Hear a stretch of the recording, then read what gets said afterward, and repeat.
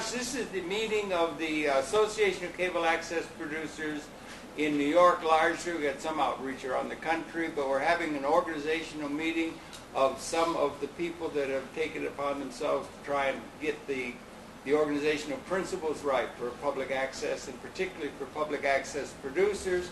And we're here, and we're going to be talking today on a little different theme than what we have. We're trying to get the principles down, by which we can get our mission statements and all that sort of thing done. I'm the interim president for 1 year of this organization, and we've done a lot of thinking about it. And tonight we wanted to talk about some of the economic questions of how public access, where it fits in, not only public access itself as an institution, but also towards the producers. And we're going to be talking that theme. We have 3 other people here. There may be others coming, so if people come in, you hear a bell ringing and so forth, they'll just meld right into this. And my name's Harold Channer. On my immediate left is my director, I'm happy to say, and that's Willie Stoops. And he's here, he's a producer. He's just started up. He's going to be talking some about it. He's just gotten incorporated as a 501c3. Oh, wow. And there's some questions involved with that. We have Barbara Rosenfeld, who came in with a question about economics and so forth. She's thought some about it.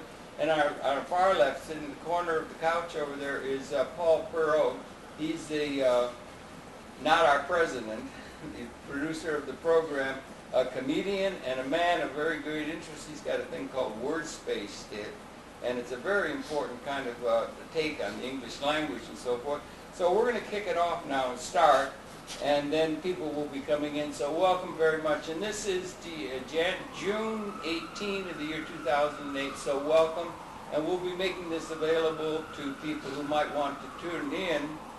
We'll be putting it on YouTube in due course, and so welcome. Welcome, folks, and everything like that. Thank you for the invitation, Harold. Willie, do you want to kick it off and talk about your situation, or would you want us to get to that a little later, or should we start off with Barbara's question about economics? She went right to the heart of the matter, but whoever wants to kick it off. Do you mind if we discuss economics? And do try to talk up so that we get the recording of the sound. Okay. Let's do economics. All right. Okay, go, Barbara. My thoughts on this matter. Try and talk up, Barbara, if you can. All right. Well, I'm pretty sure that I'll be heard. However, Yeah, it's a good mic. yes, it is a very good mic. My thoughts on this matter is that the only people who Keep talking. do I'm gonna public turn the access, fan because I think we are trying to encourage people to do public access programming. The only people who do it are people who have the time and the resources in order to produce public access programming. And that means people who are retired, who have, even though limited income, but they are on fixed income, and at least they have an income, or perhaps students. And then, of course, you know, we have this, the youth channel, which produces public access. But the average person is kind of limited because of time constraints, because they have to hold down a job in order to produce public access. They have to do this in their spare time, and they can't devote a full-time effort to it. And so my question would be, and I know that most of the public access facilities don't allow you to make a living at this, that we could present a good cause, a good case for being able to get paid for the kind of work that we do. And we are working. Why should we have to work for free? That's really, I wonder, could you indulge me for a minute and let me just set up a little context that we've come upon in terms of our work thinking about it, public access. And if I may, I think it might help, okay, maybe. And one of the things I've come to is the conclusion that public access as an institution within our society is a very unique thing. Because I laid it out in some of the writings I've done thinking about it. Because if you look at the society in general, and you look at what the news reporting and the way the world is constructed in people's mind, on the whole, the two loci, or the locus of power and influence in the society is thought of as being in two sectors, as they call it. It's always referred to that way. One is the private sector, which is the corporate, profit-making sector of the economy. And the other one is always called the public sector. So they talk public sector, private sector. It's probably, the public sector is probably better seen to be thought of as the government sector of the society, better than public. Right. That's partly, we're interested in that because we are public access. And my contention is that all the dialectic within which the questions of how the society is going to be organized, how capital is going to be formed, how capital accumulation, capital investment is going to be there for investment, is there, all of those questions. And then the other one has to do with taxing and spending and regulating abilities that the governmental section of the society have. Now, in the evolution of events, in the we propose when cable television, that's what we're part of, came along, it was about the year when it began to be developed institutionally, not just individuals and so forth, but it was around the year 1970. And I proposed and thought about it, that around the year 1970 was a very interesting time. It was Martin King, Voter Rights Act, voter registration, expansion of class action law, Vietnam protest, Chicago, remember Chicago Democratic Convention, 1968, Woodstock Festival. There was something Bobby Dylan said, blowing in the wind. There was a feeling that was going, and it was all around the world. There was something going on. And there emerged out of that context something unique, and it's called the civil society. And that's citizens' organizations, or citizens' input to having influence. And we had, when cable television came along, and they were going to bring a cable into the home, and they were going to bring vital communication services into the home in a process whereby which that could be monitored and charged a fee for that, and then also turned off if people didn't pay their fee. They wanted to have the franchise right to build out their system in a community, and they had to deal with the town fathers and so forth. So they set up a franchising process, and the town father said there has to be some payback to the citizens within the community for their access to the market, and they were competing for that. Very seriously competing, because as Lord Beaverbrook in England said, a media entity like that was a license to print money, to make a great deal of money, and they could see there was a great deal of money to be made. So they said, and there were some people from the civil society that had significant influence in a way that traditionally they hadn't had, and it led to a thing. There was a man in particular, if you remember one meeting we had here with Eugenia Dean. She was the widow of Sidney Dean. He was a very prominent person in New York City society, and Manhattan was the major market that they were trying to get to. But he was very much a very charismatic man, and also he was very prominent in what they call the City Club, a civil society organization, not political, not corporate. Although he was in the corporate world, he was the leading media person, the largest advertising agency. He knew it well. Very personable, very a gentleman, and he got along with the town fathers and so on. And he was there saying to one and all, as they were trying to set up this template for cable television, he said, make sure that we have many public access channels. And he would say it over again. He would say public access channels, public access channels. And they set up this thing in the setting up of cable television, where they have what they call PEG. The P stands for public. That's us. Right, but that's for cable companies to provide us access to create programming. Well, if I may. But it isn't really public access because it requires cable. What about those people who do not have cable? They do not have access to our programming. Well, so it can't be called public access. Well, okay. It's really private producers of cable access. Well, let me finish. Just All every right. 2 or 3 minutes more, really, because they got these pegged. That's what they negotiate. The negotiating is done on a 10-year, 12-year template with the cable companies. But they set it up, and they specifically set up a thing called the public. It was for the people. The charge of these entities or this process they're setting up with the people. Again, it reflected that there was a public, civil society representation within the whole body politic or the whole body of the area. And then they had educational and governmental, so it's pegged.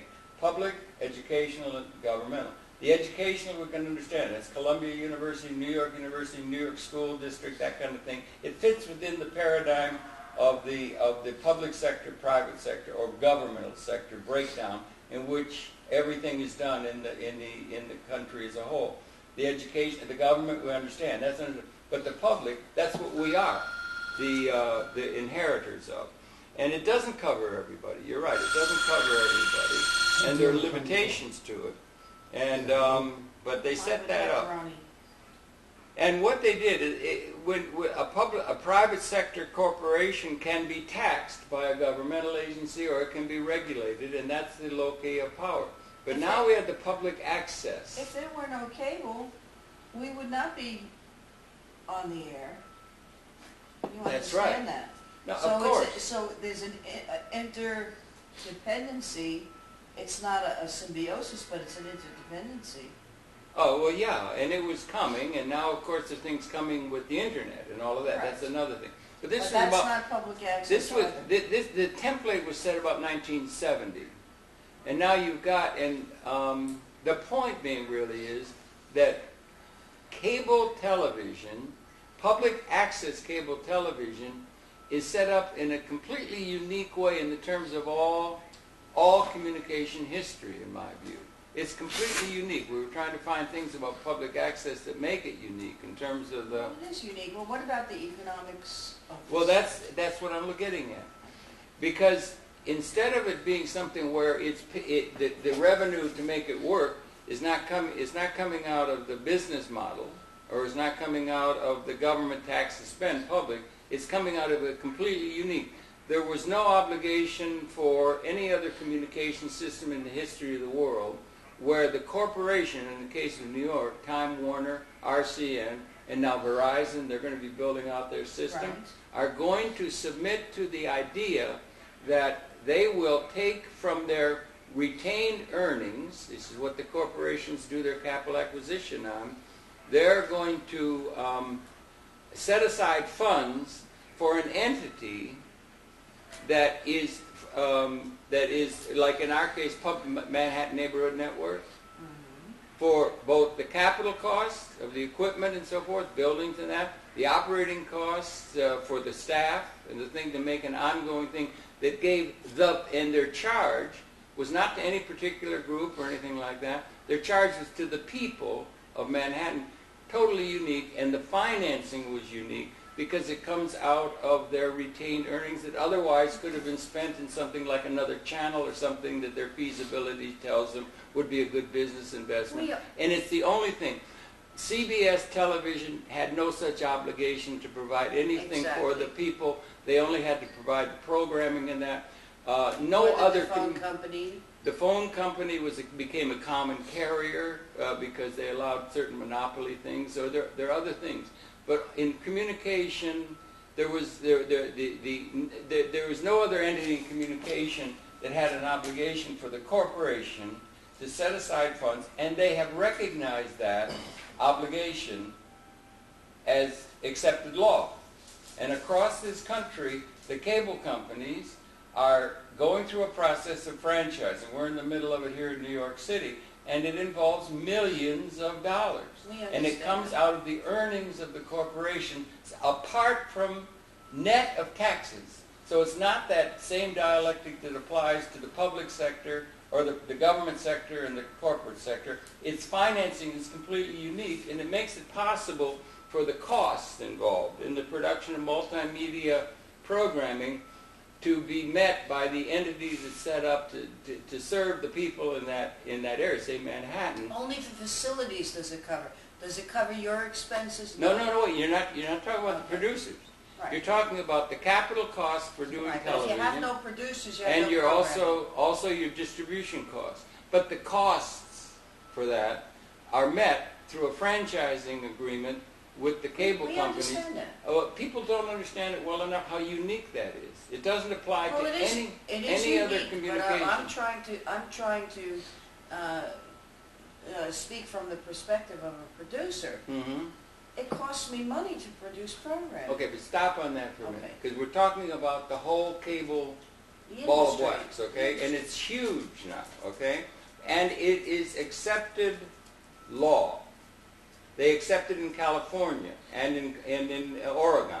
All across this country, there's 3,000 entities like Manhattan Network where the financing is done, where to the producer, it can be done to the producer short of the cost of a videotape, and they're going to get it down to where you don't have any cost have to be involved at all, so that you can communicate at no cost to the producer.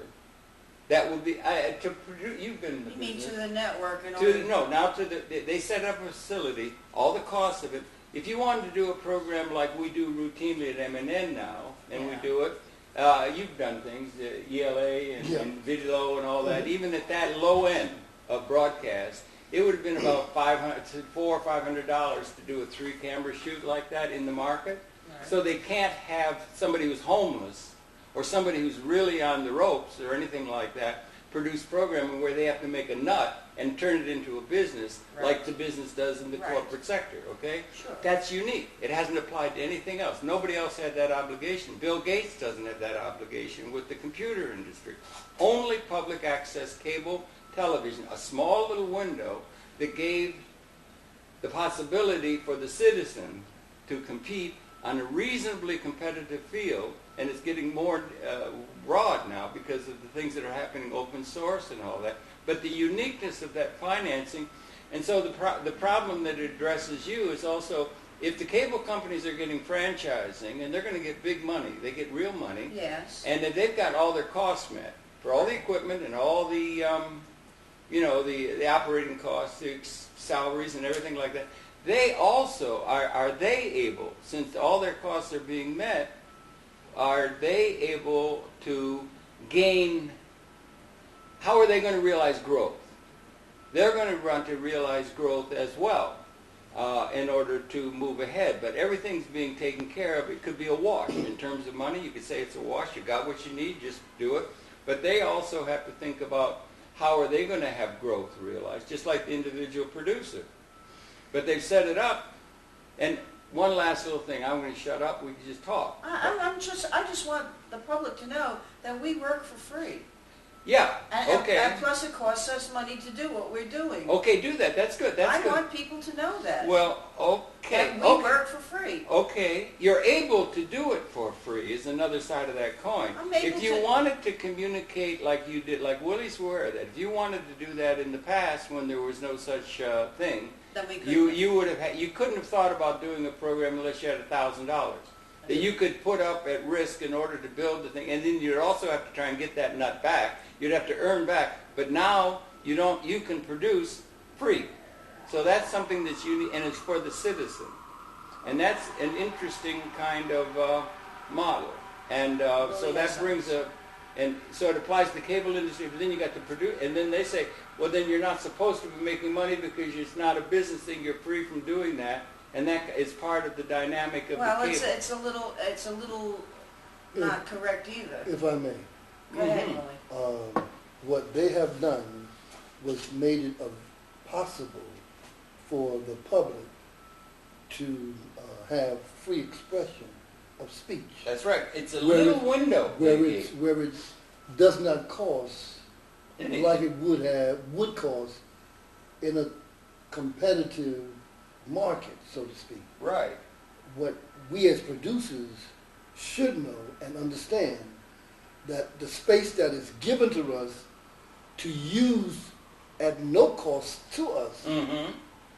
there is a rate that if you were to rent that place, the studio that we use for the 2 camera shoots, Oh, right, Or 3? on the 3 camera shoots, right. they rent for at least $200 or $300 an hour, No, That's right. Yeah. unmanned. Right, without Mhm. staff. And then you got all that. So if you're going to do a program in that context, I've had to try and work it out over the longer haul. You've already got a big nut to make a program that you Yeah, have to that's meet, and then you have to get that money back. So you have to earn money in order to get that back, and that's the logic of the way the whole system is set up. Right. Now you got a little window where it can be done by a citizen at no cost. Right. Now we have to get a videotape, and we have to put our time But it and does, everything. well, that's the thing, it costs the producers money in time, Well, all and, right. and in their own equipment as far as tapes, and I mean, it's costly because if you're gonna devote your time to that, you're not devoting your time to making. That's a very interesting thing. I could bring in other things, but I'm looking at the industry. Oh, Because now I what about those understand that. people, there's a place down in Austin we've been in long conversations with. So the people get the money, the board of directors, let's say, or the people who run it, and the staff, the administration and that sort of thing. I'm told by people who are producers, and then there's questions, and there's going to be a question of how are the I think it's this institution, ACAP institution, is going to become one of the most important institutions in this country. Organization. It's going to be one of the most important because that promise that the public access provided in terms of a little window of communication for the citizen is going to be vastly expanded, and it's going to have to be kept free of people bringing in the logic of the market. Like in Austin, they do it. They get all this money from the franchising, okay? And it's supposed to be for the people. That's the citizens, right? For free And then what speech. they do, we're told, you have to make sure, but it goes like this all over the place. They throw the producers out. They just say you can't do it anymore. They bring in ad agencies. You use all that high-end equipment to make programs and ads that will sell in the market because they say we have to make market and we have to make money in what we're doing. And yet the system of franchising made it possible for a citizen movement to do that. It had, if you say idealistically or whatever, it's a thing that has to be vouchsafed, but people will bring in the logic of marketplace with the same idea. We've all got to make money, like you're saying the producer has to make money. So Well, that's the a producer has to large-scale issue. survive. I'm Well, not saying the producer has to make money, but the company, the entities have to survive. Sure. And the one thing is The producers have to survive. and yeah. the producers have to survive. Okay, whether or not the connection is made there. But one thing we're going to do as producers is be able to set up some best practices that will guard against people taking advantage and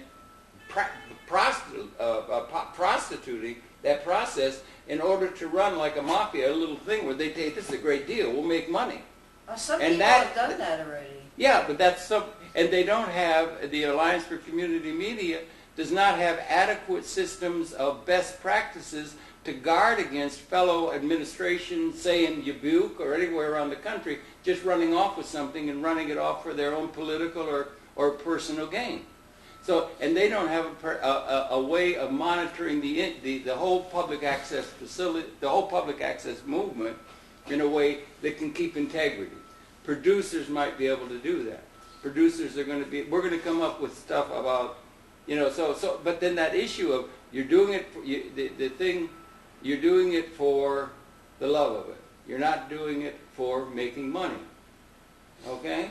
That's not the point. The point is it's costing us in money and time. Okay, let's talk about that. In order to do what we're doing. Okay, how much is it costing? Let's talk about it. Well, Cost of a videotape. a It DVD depends, cam you know, tape. No, that- go ahead. that- Yeah, Paul. Everybody cheer. No, I'm happy. Yeah. I'm tuned in. Yeah, yeah, right. heard I know, the Paul. points on the floor. Yeah. And to follow up on your point, it can cost whatever you choose it to cost because you are free to develop your production at any cost, and people do. People may choose to buy equipment. They may engage in any costs from little to huge in their act of producing. Uh-huh. A main part of the job of the producer is to fund the project, and projects can cost any amount of money. Right, And various people do spend various amounts of money. they do. Well, let's look Well, at well, it. I'm not going to say Yeah, that. I understand, That's- yeah. That certainly is true. Yeah, that can be true, yeah. If I may, You sure, will It varies. if I may, Please, go ahead. the education that you get to learn how to operate the equipment Surely. here in New York, it costs us nothing. That's right. Absolutely. Right, you're getting an Yeah, education. but you realize Wait a minute. Manhattan Network is a good system. There are systems across the country we want to look at And I'm and coming, link up with the Well, let's producer. hear it, Willie. Okay. I'm trying to get to a sorry, point. sorry. The education that we get costs us nothing. For that education, what they want from us is programming. Right. So they're swapping the education for the programming. They're not charging you to teach you how to operate the equipment. They're not charging you to use it. use the equipment or to use the studio room, the editing suites, And the distribution? and the distribution, the airtime, Mhm. because they want you to provide programming. Because They- that's their charge. They're encouraging public speech. Right. Now, I do understand that as a producer, you have to buy your tapes. So tapes is a cost factor. And your time. Well, It's going to take time in order to put the production together That's right. and do the editing work. That's right. You know, but now what I'm saying is that the majority of your expense is in your tape and how vast you want your program to expand. And like Frank, right? Paul. Like Paul said, that's totally in the producer's, Bailiwick. responsibility. If I want my program to play all over, then I got to buy those tapes for it to go all over. If I can't do that, then I need to settle for just having it played in one particular area. All right, and how are you living? No, I Well, mean, you yeah. get Social Security or you get disability or something or other? Well, I'm retired. You're retired, that's what I'm saying. Yeah. That the people who could afford to do this are people who are retired or on disability or are being funded by their parents or going to school. I'm saying that someone who is within the age of having to work for a living can't do both of this. Well, how about, if we look at it from the standpoint of the administrations, so the administrations get money to meet all the costs and so forth, so they can provide everything free to people who become the citizens. There's a principle involved. Sure. Now, should those those entities, say Manhattan Neighborhood Network, BCAT, whatever, should they also be in a business model making money for the time that they're doing and making money and growth and all that? Or is that not important to them? Should they be able to No, be I don't doing think that that's their objective either, to make money. I think what we have to think about is the fact that we're prohibited from making money by doing this. Well, that's something we might want to address. Is that That's essential that very it be important. there? We are prohibited from making money by doing this. Are we sure we are? Absolutely. Okay, you've looked into it. Yes, according to the agreement terms that we have with Manhattan Neighborhood Network, we are prohibited because that's part of their agreement with Time Warner and the people who fund them. Okay, let's look at that for a minute. We are prohibited Mhm. from doing any kind of commercial enterprise. Okay, let's stop with the producers for a minute and say, is the Manhattan Neighborhood Network not permitted to They're not realize permitted. profit? They're not. They cannot prove growth. They can't have any growth beyond what is locked into their franchise thing. They Right. cannot grow That's right. and expand and everything. Is it right that they should not be able to get I more don't know if people? that's completely No, true. Well, that's what I'm saying. But At no, their end. let me bring I think something up. I think it's a partial very- is, but- Yeah, yeah. probably like everything. Yeah. Harold, Yeah. I think it's very important that we bring this out. We're not prohibited to get funding, which is money. We're not forbidden. You're not. We're not prohibited from Is that. that right? I'm not No, you clear can get about- grants. I'm not If clear. you're a He's got- nonprofit organization, you can get funding. You can You can get a have community you can grant. have a sponsor to sponsor your program where it doesn't come out of your pocket. and there are producers that are working Okay, and that do that. They have people who are paying for their production costs, and the producer is donating his time, not charging them for the time he used to put the program together. yeah, it's right that we not charge people to come on a public access program being produced, and we're not going to say you're going to pay me money to be on my program. That's fair. The money is not there. It's not a business deal. You actually want to avoid it being a business relationship. Yes, you do. You really do. But it would seem, well, we're trying to get at principles that would apply to the whole cable industry and the whole of the society. And you say, Willie, you just started a 501c3. Can you talk about that a little bit? Because we're going to... Well, yeah, first of all, I've been doing this for a long I know time. you've been in the business For a long for a time. long time. I know. And from public access. My first program I produced was called the Uptown Gospel Show. Everything came out of my pockets. I brought in professional and up-and-coming gospel groups that would charge you to come out and sing at an event. But when they came to me for me to promote them and televise them, I told them, hey, look, I don't have sponsorship. I'm paying for all of this out of my pocket.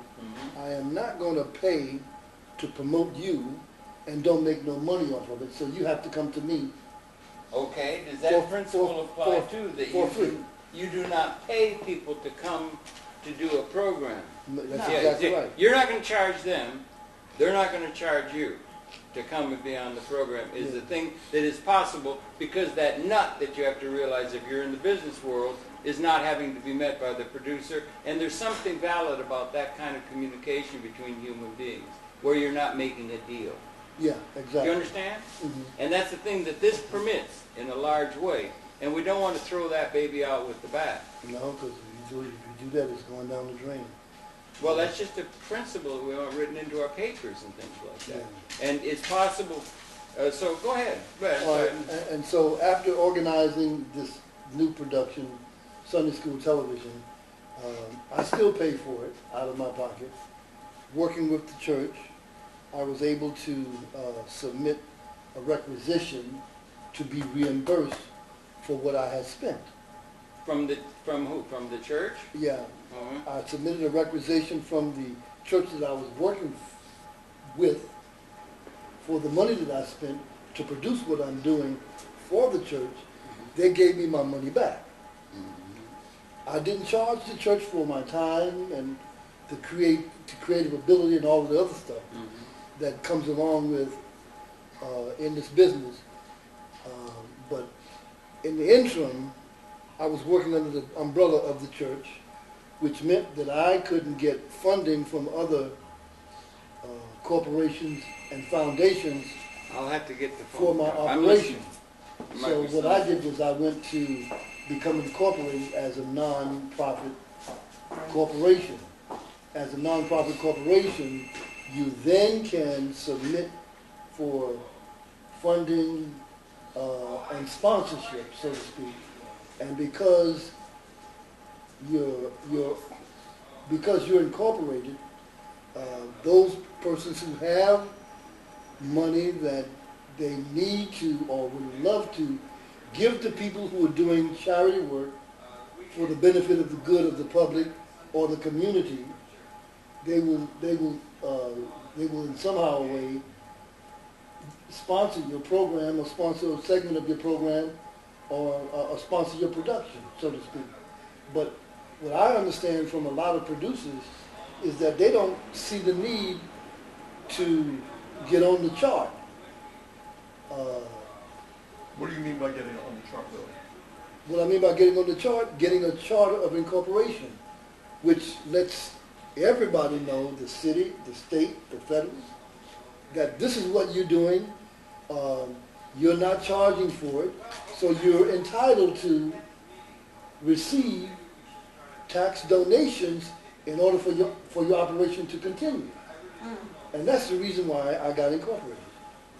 Because I'm now looking to look for those tax donations and a lot of corporations have them, Sure. and is willing to give it out to you. But if you're not a chartered corporation, they Right. can't, because how can they claim it, so to speak? I understand the situation. You know? I understand the nature of nonprofits. So I How they mean, work. we don't want to. I don't think that we really want to start the process of trying to make a living from what we're doing, because then that opens Pandora's box. Well, right, we're working under certain guidelines You know? that are serious. You'll have Yeah, all whether kinds. we You'll make have it all live, kinds yeah. of people coming in with all kinds of motives, just to get a dollar.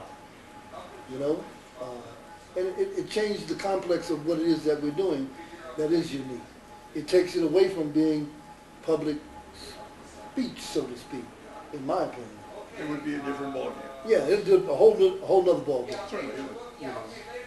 But I agree that, it costs money, because no one gives you the tape, And time. and it costs you time.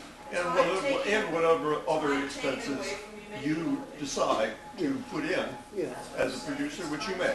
I can think of them. Certainly, if you get your own equipment, but there are many possible. You can always spend. Yeah. You're free to spend. Yeah, they're looking for And you. you may have intentions that involve cost. Yeah, but You're welcome to spend. well, they want you to spend.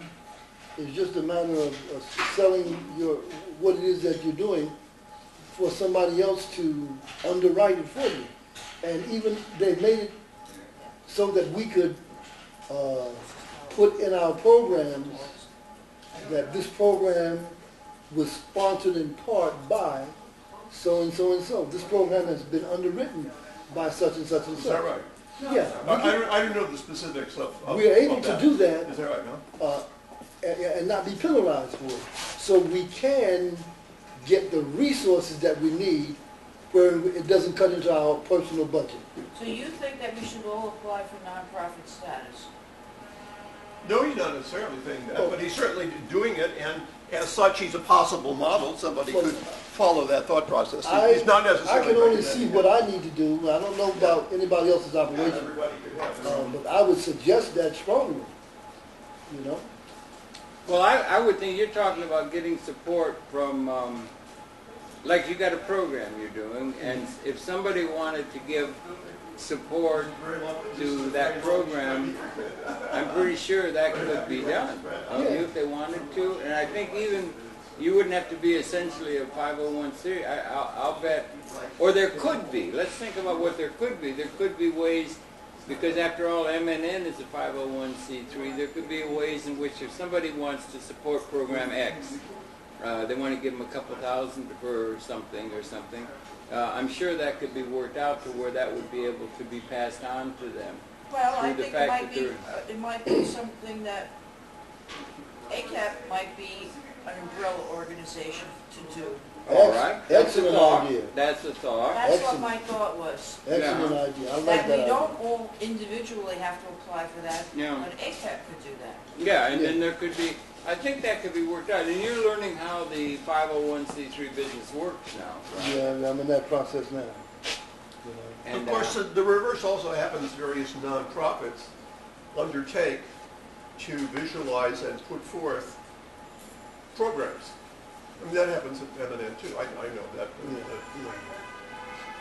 well, if they Which can, leads them by the opposite route into the same situation. I'm And they thinking. can arrange that in various ways, and it could be that that they may have an employer who's doing it, who actually will solve some of the problem because that employee may be on the payroll, but if they're on the salary, they can include or incorporate doing the public access show into the job description. And that's done. Some people do that. Yeah, I And think, indeed, there are grants for organizations. Yeah, and they- organizations are nonprofits. yeah, but I think that Yeah. I think okay. that MNN has a They have a grant program. They grant give grants program to people. They gave for, money to for the art equipment. for the art of what it is that you're doing, because as producers, we are all artists at what we do. Yes, we are. So they have an art program wherein you could get, your whole program might not be funded, but you can receive some sponsorship from them. But now, should the program, okay. See, okay. I'm just interested and I'm interested in the whole thing, the whole human condition and everything. So I think things in a very large tableau and everything like that. And the fact that they have that, I don't know if you ever saw that little thing I passed out. It was an addendum that came, or an attachment that came to that other thing. Well, I was struck with the fact that in the history of communications, there's never been anything like public access television. It's unique. We want something we want to be able to. We're going to try and have an institution that's going to reach out to producers across the country, and we want to have the principles right. We want to have it that's going to serve the interests, is realistic and everything. And we're going to become a major. And one of the things you want to vouchsafe is the thing where you do not have to make a deal in the normal sense that the whole society operates in order to be effectively able to communicate. We want it so that somebody who is homeless and living in a dumpster but has a good narrative and maybe a little capability will be able to make a program that will get out to the whole world with no cost to him or her whatsoever. And that's something that is provided through this coagulation or coming together of things, and that's a very, very important thing. And then also one little thing, and it doesn't, interestingly, that model does not apply to, let's just say, the automobile industry, to the steel industry, to the energy industries. There is no such encumbrance upon retained earnings by the corporation or of any of those systems. That's beyond communication. That's beyond communication. Communication is like DNA of a system, and that's the communication. But you have that principle, that there be this principle of a franchise, money set aside for the citizens, responsibility of the corporation, 5% of their gross earnings, net of taxes, only public access. The only place there is that. It isn't in television. It isn't in television networks. Television. It isn't in television. No, CBS has no obligation like that. Nobody else has had that obligation except public access television, and it's been important. It's been accepted, seemingly, as law, and across this nation, the cable companies, and even Verizon, they're building out files now. That's the guy that we were going to do the program with. They will. They're building that out. That's a huge system, and they've signed on to, they will meet the same or better than the conditions for the pay. We don't care about education and government. That's traditional dialectic. We want something more expensive, actually. Well, we want expansive for us, and we want expansive also for maybe the public access realm. Right. Because you don't want people locked into a stationary thing where they can't move forward. Right. I mean, right now we only have 4 channels. We can get more. Right. We can get more, but we want to do this in an expansive way that, I mean, there are growth. only... Yeah. We want growth. There are only 24 hours in a day that you could produce programming, and if you only have 4 channels, just think that you're only getting, less than 100 hours, actually getting 96 hours of programming in a day on 4 channels. Could I do something else maybe? If you think, like I think a lot about economics, and I think about things in a systems way, what's going on with the whole world system and even the cosmos and all that sort of thing.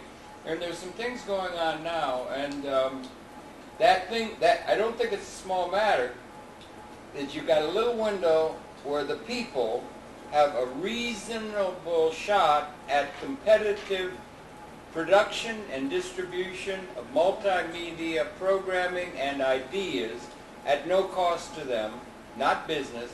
They've got that. That's like a DNA thing.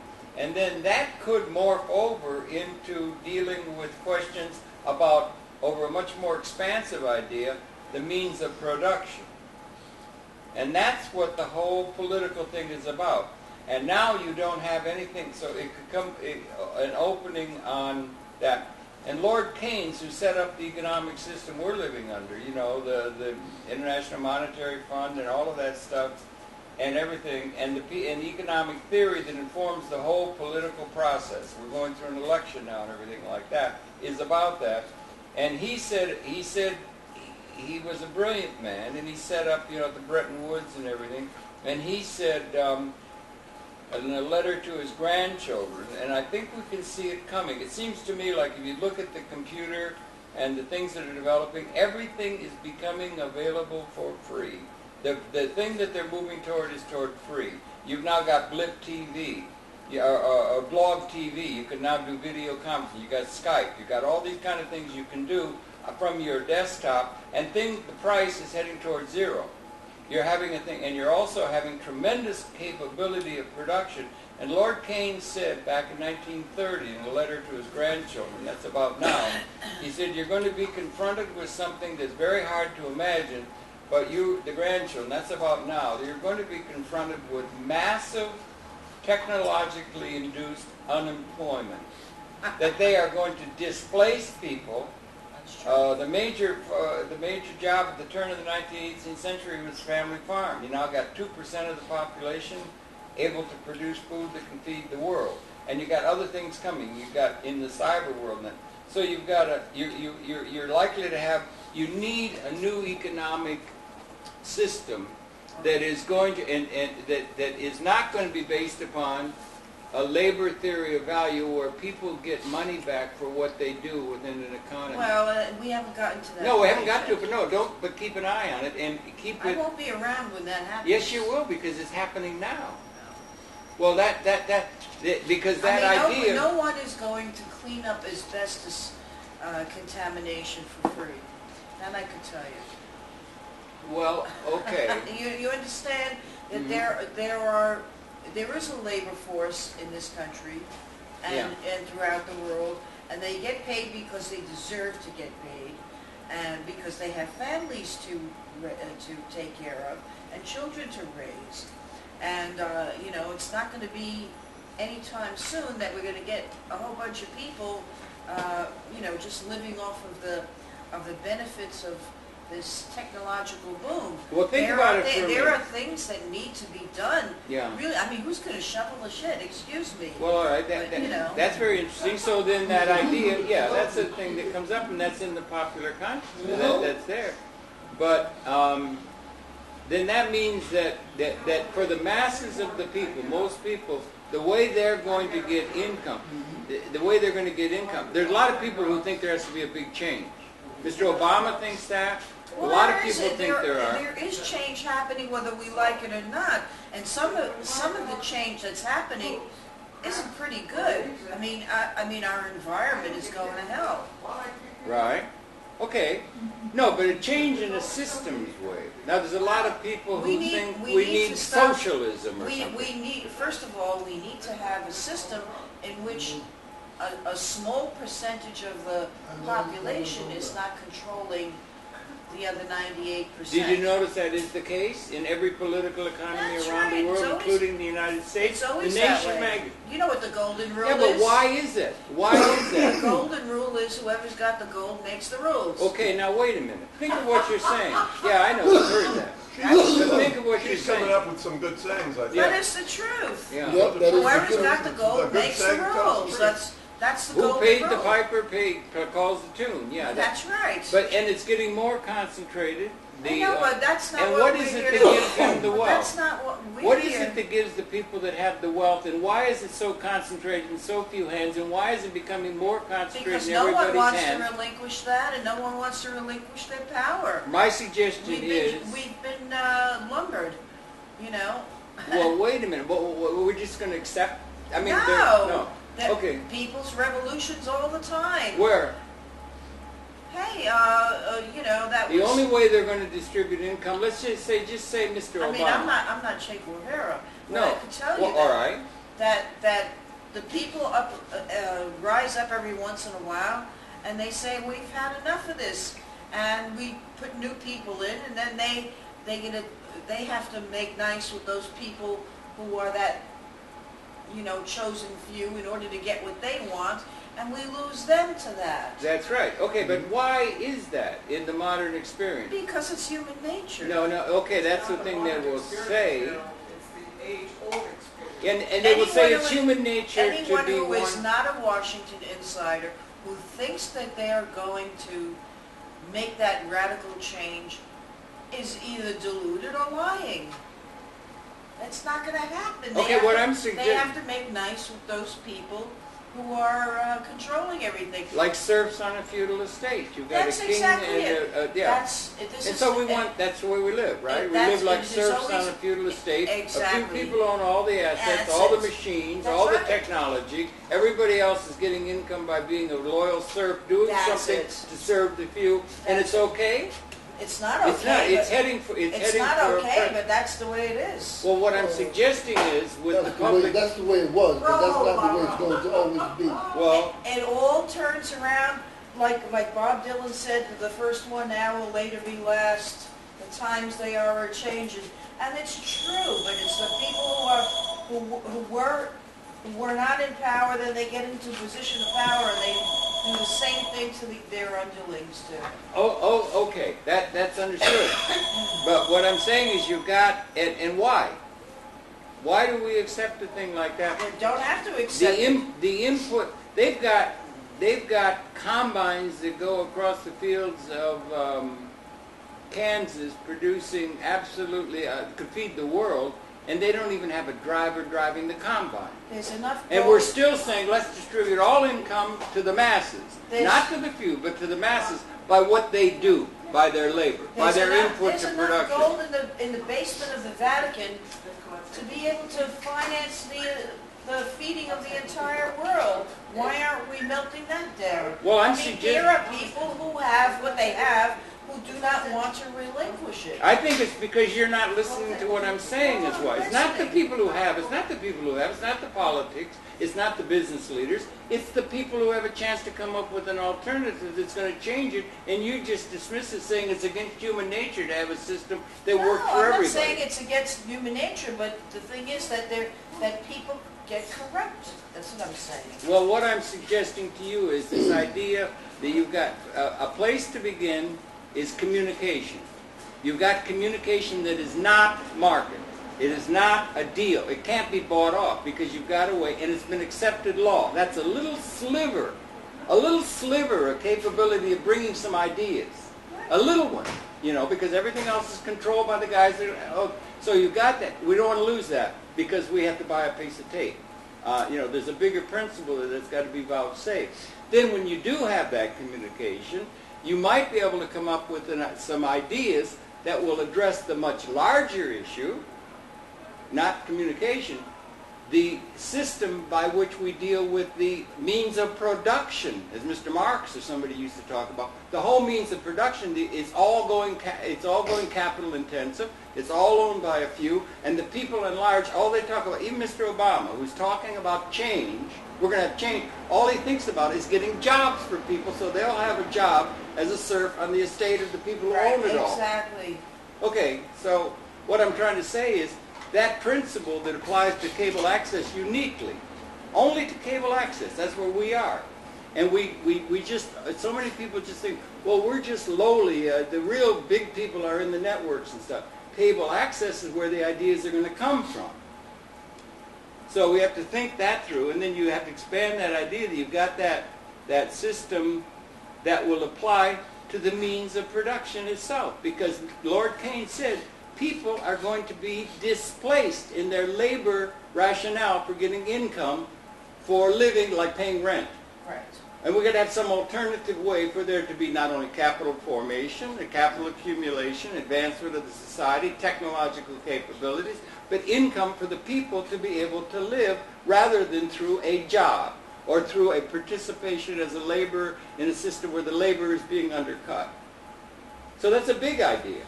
Right, but we're not going to solve it in a 5-minute conversation. This is Takes 7 economic minutes. planning. Yeah. Economic planning, and it needs to be mapped out on a societal basis. Right, and you've got different people's ideas about how that's done. You've got a whole what they call generally left I mean, wing. the communist movement was founded on giving everything back to the people, but it didn't work because of totalitarianism. All right, you're Well- right. Yeah, go ahead. I mean, Tom. but it was a great idea. Karl Marx was a genius. He was a genius but- sociologist. Right, but it didn't work out because it turned out into a totalitarian system, and people don't like that kind of control. I mean, Okay. you know, and, Okay. and, you know, in the United States, we think of that kind of lack of freedom as evil, as it was called Well, that's been... by RR. Well, what we had, let's say, you take the left, or you take the good Trotskyites and the Marxists and all that, and there's a lot of good people and people on the justice side, and they're just fine. Amy Goodman, and all the people that are, or if you take Naomi Klein, she's the hottest thing now. She's written a really good book, I've read it. It's a critique of the Chicago school and Schumpeter and that kind of thing that informs the economic theory that in turn informs the political process. But it doesn't answer the ultimate question of how are you going to form capital and distribute. Should we not, maybe one alternative is to distribute ownership of the capital instruments that are creating the wealth, which can be paid for out of their future earnings the way a business is done, and expand that to the people. That's an alternative that's not offered. The reason why it's not happening is that the financial institution that's financing everything in this government is a privately owned corporation. Right. Okay. I mean, that's the reason why it's not happening. Don't, we have to we have to come up with an alternative. Don't make a statement like that. But it's true. Which statement? No, Was she made- said the reason, Mhm. and it has to be more than one. I would Well, think it's a so. major- Don't you? I So think- so I would It's a rather major- it's a I would major rather reason. to hear it one of the reasons Uh-huh. than the reason, because the reason means you have Well, really pinpointed It's the on reason. fundamentalism. Yeah. Yeah. Yeah. Right. You That Well, kind of it's thing. it's But- one of the main reasons is that the financial institution that's financing everything in this economy is a private organization. Well, all right, take that for a minute. Marx, and they made that revolution, and Stalin and that stuff, they said not only the labor theory of value, everything created by labor, by people working. How you justify that when you got a combine that doesn't even have a person driving the thing, it's hard to do. But they just, and so they did away with the evil institution, which was the private sector. The collectivization, 30 million people were killed in trying to collectivize everything because the evil institution was private property and private, That's you know. it. So now we're in a capitalist system, and the capital assets are all owned by a few. They're creating wealth. Automation is heading toward putting the human factor in production on the dustbin of history, and you have no alternative way to distribute income to the people, so they have rent and food to eat. We don't have a system that's adequate.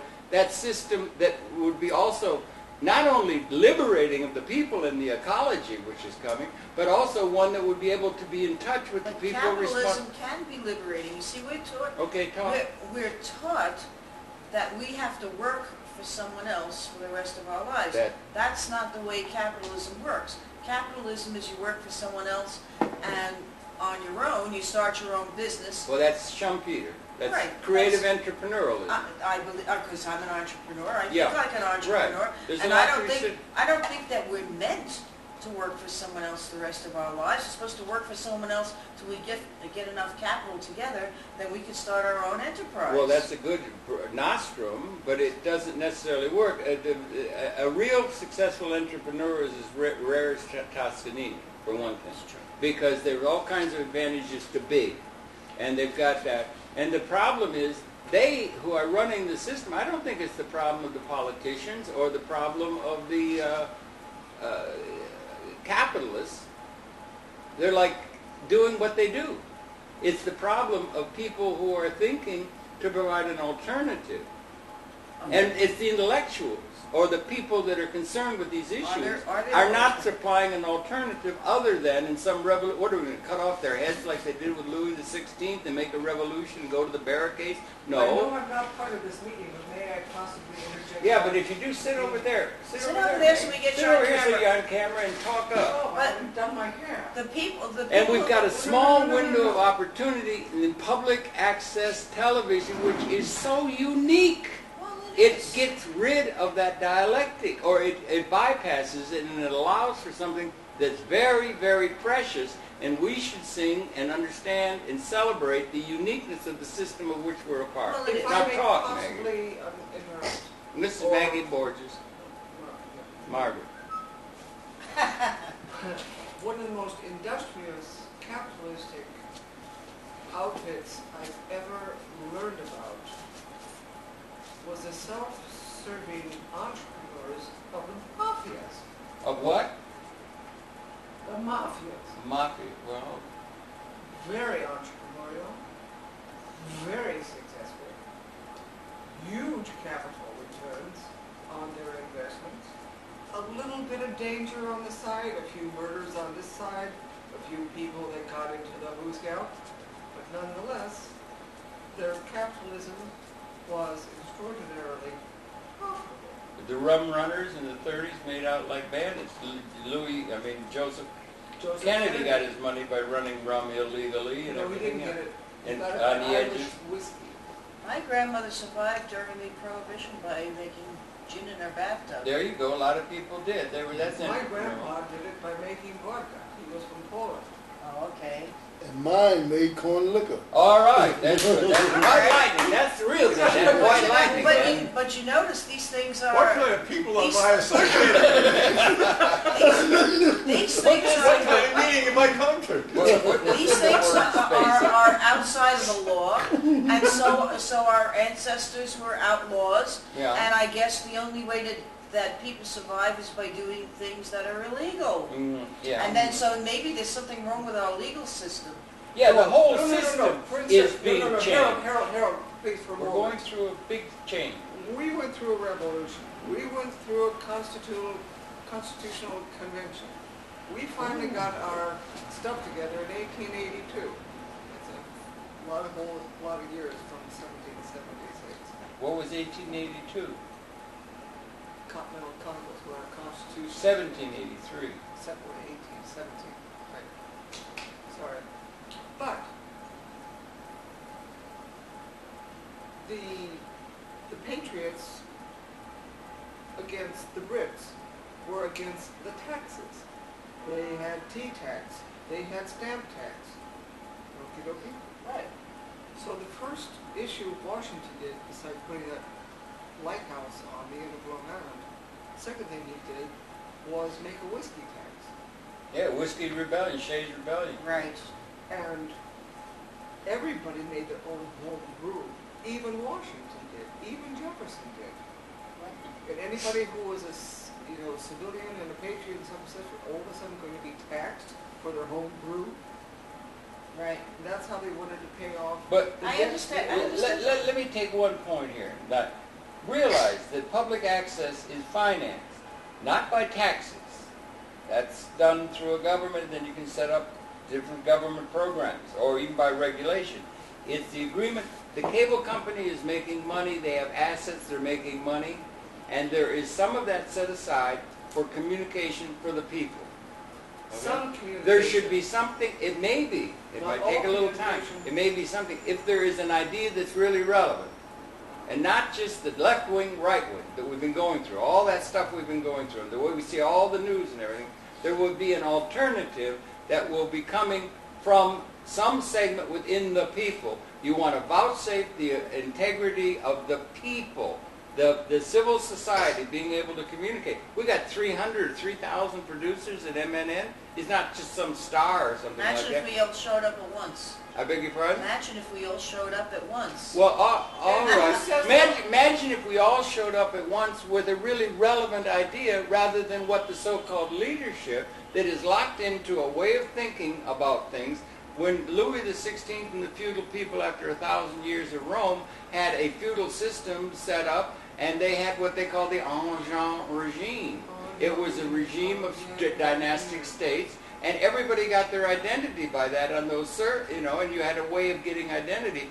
We have a system in place that's operating the planet that may be like an Ancien regime that's out of date and needs an answer. They need a qualitative change.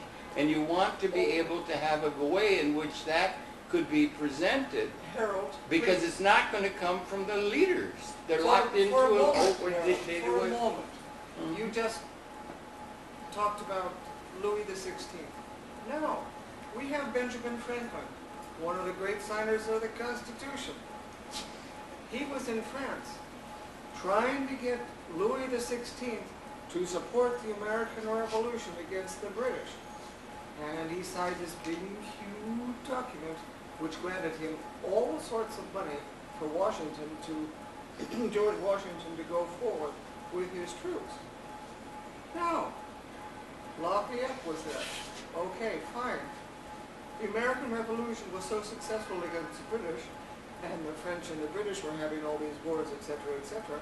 So what happened to Louis XVI? His largesse backfired. His people thought the revolution was so great in America that they took it upon themselves to dish the monarchy and chop all their heads off. That's right. I They wasn't, made- is that right? I That is never got my correct. sequence. So the French Revolution happened after the American Revolution? Yeah, is just that right? 1789. But Louis Ours was XVI in was the one 1776. that Same year the paid steam for engine. You know, I was never invented. quite put them in, I never put them quite in It the all same came world. together. You know, Yeah, I never, actually, there was a book written by a very serious historian, Anyway. and his name was Herman, and he wrote a book and he titled it, and he was very serious, and the title of the book was How the Scots Invented the Modern World and Everything in It. It was the Scottish Enlightenment. Adam Smith started capitalism, the economic premises by which we operate. The steam engine was developed, a huge presager of the coming Industrial Revolution. Was big, The American Revolution was made. These things were all done, and it was that informed the French with the ideas that had come, Hume and so you know, forth, and I John Locke. recognized to my chagrin that some of my timing was off. Mhm. Yeah, because I never particularly thought at the same time about the American history and the French history in Europe. But actually, it's So the it's Enlightenment. embarrassing. So when I think about that, I always thought that Henry stuff, that French stuff, happened before our American. You know, Well, it was all percolating and no, everything. I'm just saying, you know, Yeah. but Yeah, when I think Voltaire about and all it, that, yeah. then Napoleon came in somewhat After. the war Well, that's became good. But guess what? We're still in the pockets of the British. We're which means that the French actually went back to We're there monarchy because right after now? Napoleon kind of began. Yeah. Then you had the later Napoleons. Yeah. We are the people. The systems don't die right away. I mean, Yeah. there's a Anyway, but that's the way that was made. And now we're at a time where we're going through another No, revolution. but you have to also We're going through a understand one thing. revolutionary Excuse me, time. Harold, All right. one of the things, but you have to understand, one of the most interesting things. Try to talk up, Margaret, for the mic. Hello. Yes. One of the interesting things about our American Revolution against the English crown was that we were talking to a German king, not an English king, a German. He didn't speak English; he spoke only German. George III. he also only spoke German. That's correct. Gee, I saw that play, George the Yeah. the British play, about Yeah, that, you- but it was in English too, though. They should have been in German. Yeah. Yes, but and then the curious thing is, who really backed George Washington were the Prussian troops from Germany, who were against George III in England. I mean, this was a family gone. Is that right? Yeah, so I'm not it's- so sure. So in Yeah, other words, there were- it there were was some part of Prussians a that French. dysfunctional family. Dynastic monarchy. You mean there were Prussian troops in America Well, that to a that significant extent, that Oh, were yes. quite significant? well, there were help. mercenaries. Anyway, They weren't there. what does George this have to Washington do with wasn't. Yeah, this has ACAP to do. anyway? I think it does largely Historical because review. This is what- a historical review session here. yeah, and I think before we really move on, we have to review some of but our let's history, see, guys. what are Yeah. all these guys Let's get thinking? there's a lot of us. Yeah. Talk And English. word spacing. Would you talk English? Ancient Yeah. Weinkunsten. What was it? No, but this Oh, and question then the of French, and then the Spanish came in there. the question of you want How growth did that work out? and you I'm want trying to it. put it back together. And one of the and things, get my if I sequence may, a little better. if you're talking, if I may, if you're talking about something where there's a real transformation going on at even a higher level than thinking about economics, you're thinking about, you could go into something like the evolution of consciousness, the evolution of things on a large scale. And if you think of the system collectively, we have a capability, you can start thinking about capability, that the human extension of consciousness that technology has brought onto the scene, as they say. To facilitate. And on one side, we talk about it, Willie, a lot, and everything, is that they now have apparently, Paula Gloria's coming through with all these programs, Nico Hulk now, and the 9/11 Truth people and all that, they're coming through, and that the weapon systems apparently that exist now, and Ted Turner, on a program that was monumentally interesting, and really they were really on with Charlie Rose, he's really good, and that's where you get some good information or something. He said there's only one issue. He's talking about the thing, Mr. Turner's saying that. And he said there's only one issue that really has to be addressed and everything. He says is that the weapon systems that exist now could wipe out humanity in a half an hour. Oh, yeah. Oh, wait a minute. Think about it. 15 minutes. In our lifetime, that was not the case. In our early lifetime, it was not the case. We were impotent to do that. We were trying. That thought tainted my entire childhood. My entire life is on Tainted that. my And he said, thinking that's that the I only couldn't- issue. That I couldn't sleep at night because they kept showing this thing over and over again after the Ed Sullivan show on television. What would happen if there were an actual nuclear bomb set off, and I just couldn't believe it, and I just thought my life could end in an instant. No, all Everybody- human life. All Did you- humanity. Yeah, You know, that is hang on. apparently true. It tainted my childhood, my life, and I remember going to school and having these air raid drills I was and going to ask you being that. forced to go Under your desk. under the desk. With what good that would have done. But if you're a kid, Yeah. and you're thinking you're not safe no matter where you are. You're not safe. You're not safe. Right. You're not safe. And everybody grows up knowing that they're not safe. Yeah, but think about it in a minute historically, because in the Second World First War... they tell you God is love, and then they tell you you're not safe.